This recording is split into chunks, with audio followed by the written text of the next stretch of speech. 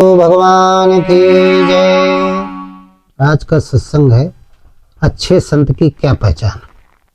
बड़ा सुंदर सत्संग है, अच्छे संत की क्या पहचान। तो ये सत्संग आप सुनाएंगे, इस पर चर्चा करेंगे। इसके पहले हम गुरु वंदना कर लेते हैं। अखंड मंडलाकारं व्याप्तेन चराचरम् तत्पदं दर्शितं येन तस्मै श्री गुरुवे नमः।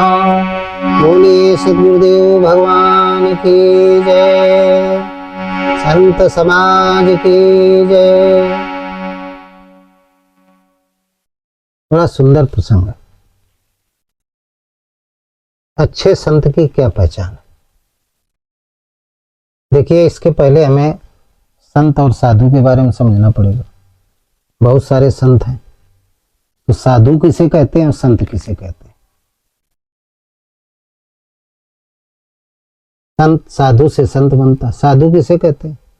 जिसने मन सहित इंद्रियों को साध लिया, अपने बस में कर लिया। जो मनुष्य की इंद्रियां बहिर्मुखी हैं, संसार में लिप्त हैं, संसार सागर में लिप्त हैं, संसार के कार्यों में लिप्त हैं, उनको समेट करके भगवान के चरणों में जो स्थापित कर देता है, साध लेता है। आंखों का परहेज कर लेता है, कान का परहेज कर लेता है, जिह्वा का परहेज कर लेता है। जितनी 10 इंद्रियां, इनका पहले परहेज कर। ये जो टेढ़ी है, और इन्हीं के टेढ़े होने से हमारा मन टेढ़ा हो जाता है। तो जो अपने मन को सीधा कर लेता है उसको कहते हैं साधु। मन को साध लेता है, जो मन सहित इंद्रियों को जो साध लेता है, सीधा कर लेता है, बहिर्मुखी से अंतर्मुखी कर लेता है, भगवान के चरणों में लगा लेता है, संसार से हटा करके, उसको कहते हैं साधु। तो बन गया साधु। इसके बाद फिर संत कैसे बनता है? संत का मतलब होता है जिसके जीवन में किसी प्रकार का कोई भ्रम और दुविधा ना रहे, सब खत्म हो जाए। अब भ्रम और दुविधा क्या है? दुविधा तो एक सरल भाषा है। दुविधा यानी दो विधा, दो प्रकार के विचार। कौन कौन से विचार हैं? 2 प्रकार के। आत्मा अलग है, परमात्मा अलग है। एक तो ये विचार है, जो हम देखते हैं यही सब कुछ है, जो संसार में हम देख रहे हैं यही सब कुछ है, यही भगवान है। एक ये विचार। और एक विचार क्या है? नहीं, ये भगवान नहीं है, इसके अलावा कोई भगवान। कभी ये सोचता है, कभी वो सोचता है। कभी सोचता है आत्मा ही परमात्मा है, कभी सोचता है आत्मा में ही परमात्मा है, कभी सोचता है आत्मा अलग है, परमात्मा अलग है। इस प्रकार के 2 प्रकार के जो विचार हैं, इनको कहते हैं भ्रम। अब भ्रम आ गया तो जीवन भर भ्रम जिंदा रहता है। भीष्म पितामह भ्रम के ही अवतार थे, तो भ्रम लास्ट में खत्म होता है, मरते समय लास्ट तक रहता है। तो भ्रम में आदमी जिंदा रहा तो फिर उसकी दुर्दशा कैसी होती? बड़ी बुरी दुर्दशा होती, भीष्म पितामह की तरीके दुर्दशा होती।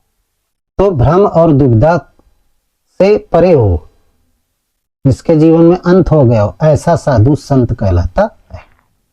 और जब वो नाम के जप से परमात्मा को अपने अंतःकरण में जागृत कर लेता है तो हो जाता है संता। और वो संता जिसको मिल गया तो उसको भगवंता मिल जाते हैं। हनुमान जी जैसे थे, नारद जी थे, ये सब संता थे। तो अब हम कैसे जानेंगे कि अच्छा संत कौन है, अच्छा साधु कौन है? कैसे जानेंगे? ये आज का विषय है, बड़ा सुंदर है।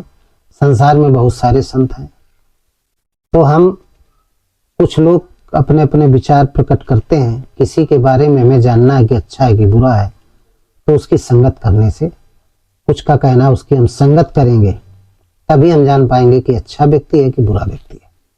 ये आमतौर की बात है।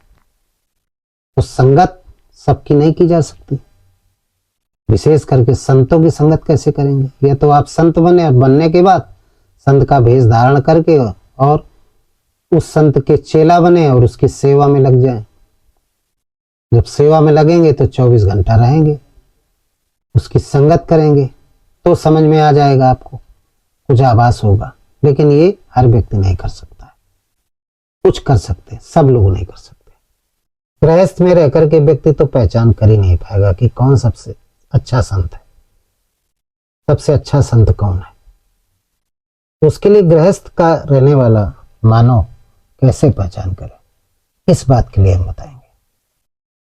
कुछ लोग YouTube के माध्यम से, कुछ लोग साक्षात देखते हैं, तो इसके लिए कुछ बिंदु हैं, उन पर हम चर्चा करेंगे। पहला यह है कि पहले तो आप ये समझिए कि चाहे आप सोशल मीडिया के माध्यम से, सोशल मीडिया में तमाम चैनल हैं, उनके माध्यम से आप सत्संग सुन रहे हैं, तो सत्संग के माध्यम से निरख परख करके आप जांच कर सकते हैं। सत्संग जब आप सुनेंगे, यदि उसके सत्संग में अद्वैतवाद है, सत्य का भास है, सत्य का भास है, असत्य नाम की कोई चीज नहीं है, एक भी संवाद नहीं है, एक भी असत्य का संवाद नहीं है, एक भी प्रकार का पाखंडवाद का संवाद नहीं है उसके सत्संग में, और उसके अंदर कोई कामना नहीं है, किसी प्रकार की कोई आकांक्षा नहीं है कि तमाम चेला बना करके शोषण करते हैं, ये चढ़ाना चढ़ाओ, ये करो, ये सब ना हो। केवल उसके पास, उसके सत्संग में एक ही धारा बह रही हो, निर्मल धारा। उस धारा में किसी प्रकार की कोई कामनाओं की गंदगी ना हो, सत्य का सत्संग सुनाता हो, तो समझ लो कि वो सही दिशा पे संत है। और मुलाकात के बाद, दर्शन के बाद किसी प्रकार की धन की लेस मात्र भी आसक्ति नजर ना आए, तो समझ लो वो संत है। अद्वैतवाद का भाषण करता हो, द्वैतवाद से रहित हो, सिर्फ परमात्मा एक है, आत्मा या परमात्मा, ये दोनों एक ही हैं, एक दूसरे के पर्यायवाची हो, ये हो। सबके अंतःकरण में, जड़ चेतन में रमण करने वाला वो परम शक्ति, परम चेतना जिसको राम कहते हैं, उसका वो बखान करता हो, उसका प्रचार प्रसार करता हो, एक परमात्मा का चिंतन करता हो, चिंतन कराने की बात करता हो, पाखंड रहित विधि बताता हो भजन की, तो समझ लीजिए वो सच्चा संत है। मिलने पर आहार और विहार उसका संतुलित हो, निश्चित आहार और विहार ये संतुलित हो, तो भी समझिए कि सच्चे संत के लक्षण है। किसी प्रकार का भ्रम और दुविधा की बात ना करता हो, तो समझ लीजिए सच्चे संत के लक्षण इसमें है, तो जान जाइए। यदि उसके अंदर पाखंडवाद, विभिन्न प्रकार की दुविधा की बातचीत, इस तरीके के शब्दों को समावेशित कर रहा है अपने सत्संग में, तो समझ लीजिए कि वो सच्चा संत नहीं है, वो भ्रम में पड़ा हुआ है। ऐसे संत से दूर रहें, ना उसकी संगत करें, ना उससे दीक्षा लें। सत्य का जो ज्ञान कराए वही सच्चा संत है। आत्मा सत्य है, शाश्वत है और सनातन है। परमात्मा सत्य है, शाश्वत है और सनातन है। ये गीता में बताया गया। प्रणव का जाप करता हो, ओम या राम,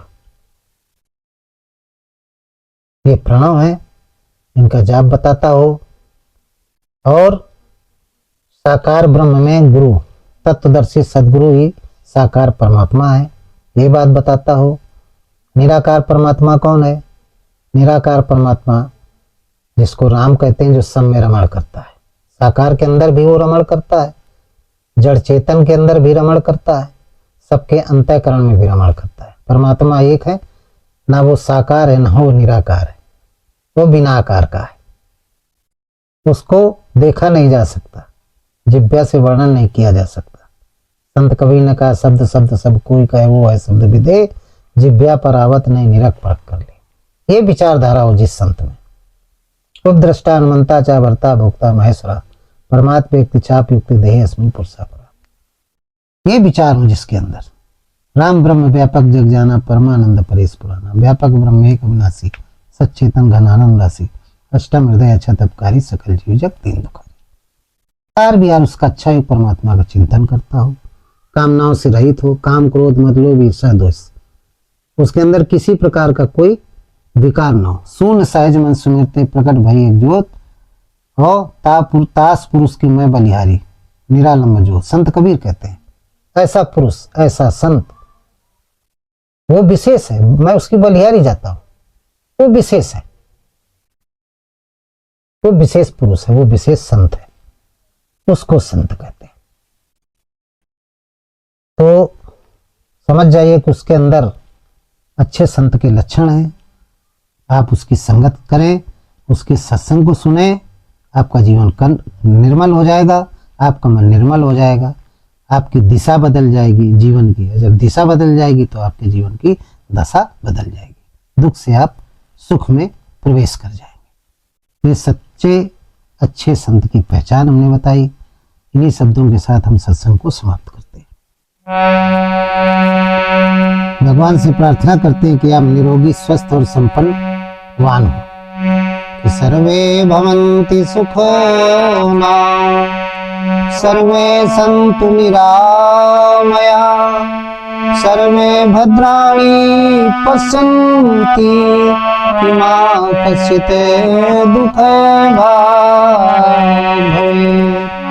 बोलिए सद्गुरुदेव भगवान की जय, संत समाज की जय, भक्त समाज की जय। ओम